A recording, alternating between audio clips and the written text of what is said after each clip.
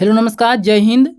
Class 12th bio का जो पहला चैप्टर है पुष्पीय पौधों में लैंगिक जनन, इस अध्याय की जो इम्पोर्टेंट टॉपिक है परागण, जहां से एग्जाम में प्रश्न पूछे जाते हैं, इस टॉपिक को पढ़ाने जा रहे हैं। आप अच्छे से पढ़ लीजिए क्योंकि यहां से प्रश्न आपके एग्जाम में ज़रूर पूछा जाता है। मोस्ट इम्पॉर्टेंट टॉपिक है, मोस्ट इम्पॉर्टेंट टॉपिक है, इसे आप इग्नोर मत कीजिए।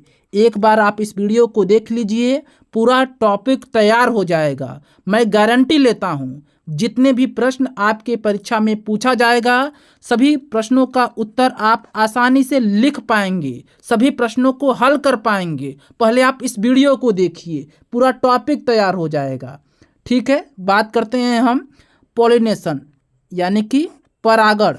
ठीक है, यहाँ पर टॉपिक लिख लेंगे परागण। परागण किसे कहते हैं, पहले इस बात को समझिए।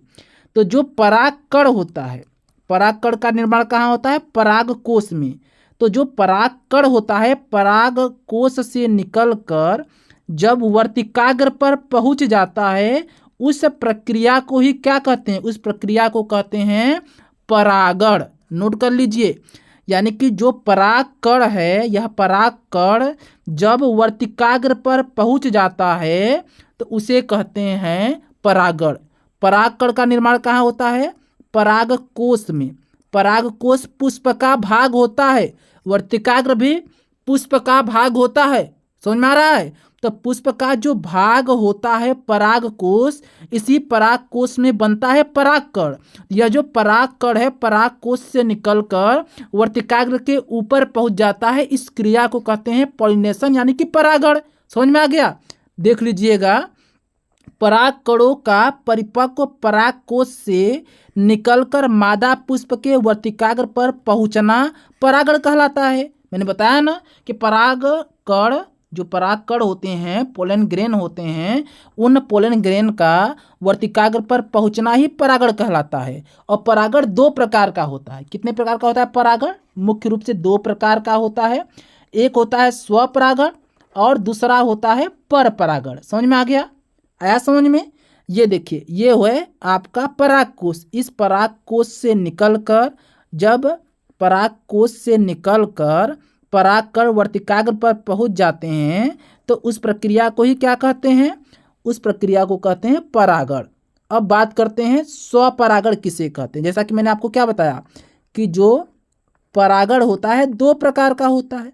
कितने प्रकार का होता है? दो प्रकार का। पहला प्रकार होता है स्वपरागण, यह है स्वपरागण। दूसरा होता है पर परागण। तो आइए जानते हैं स्वपरागण किसे कहते हैं।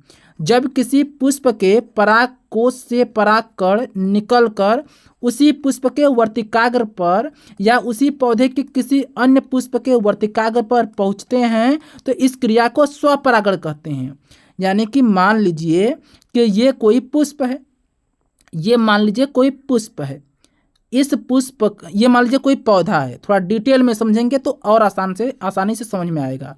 ऐसे समझ लीजिए कि ये कोई पौधा है, ग्रीन कलर का मैं पौधा बना दे रहा हूँ। ये है कोई पौधा और ये फूल लगे हुए हैं, ये फूल लगे हुए हैं। तो इस फूल का परागकण निकलकर इसी फूल पर आता है या फिर इस फूल का परागकण निकलकर दूसरे फूल के वर्तिकाग्र पर पहुंच जाता है तो इसे ही कहते हैं स्वपरागण। यानी कि एक ही पौधे में होता है स्वपरागण।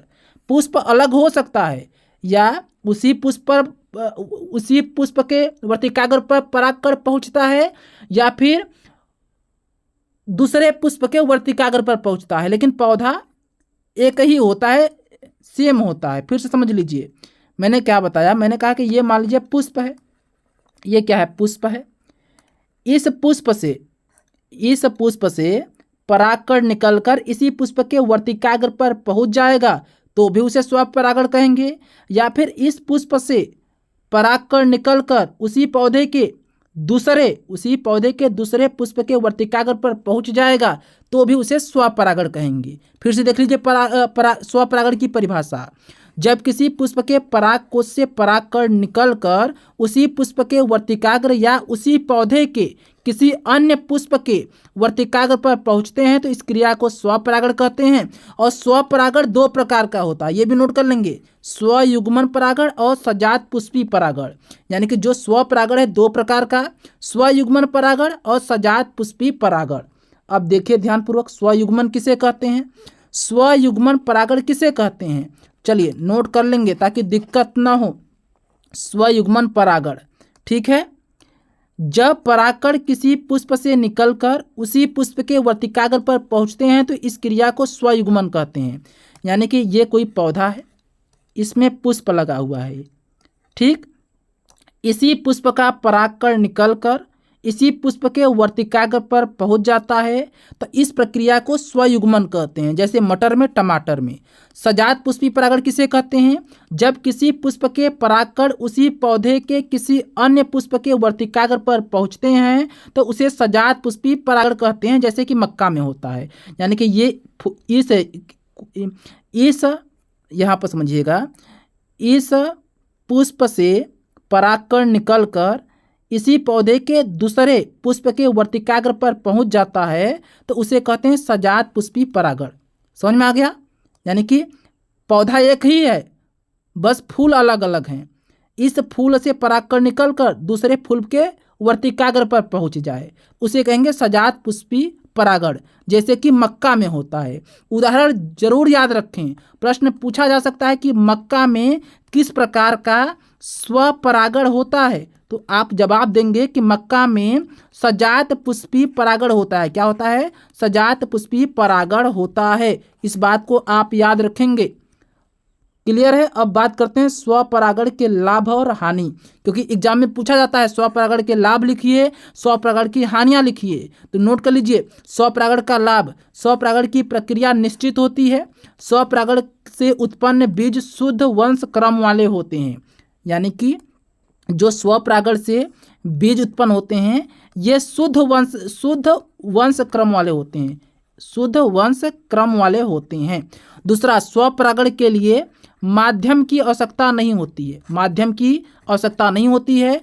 परागकण ज़्यादा व्यर्थ नहीं होते हैं, परागकण ज़्यादा व्यर्थ नहीं होते हैं। ये भी नोट कर लीजिए, ये सभी लाभ हैं।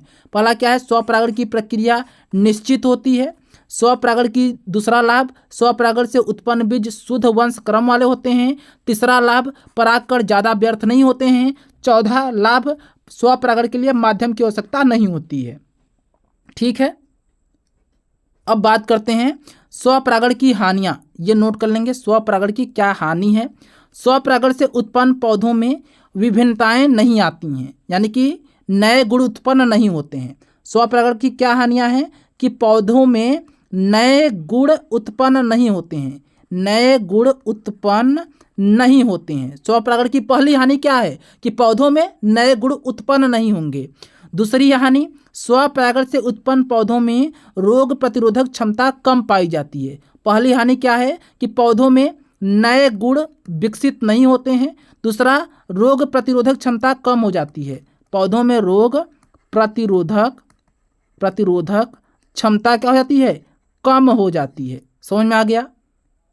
अब बात करते हैं पर परागण। तो अगली वीडियो में हम बात कर लेंगे जो परागण का दूसरा प्रकार है पर परागण, उसके बारे में। मिलते हैं नई वीडियो में, तब तक के लिए जय हिंद, वंदे मातरम।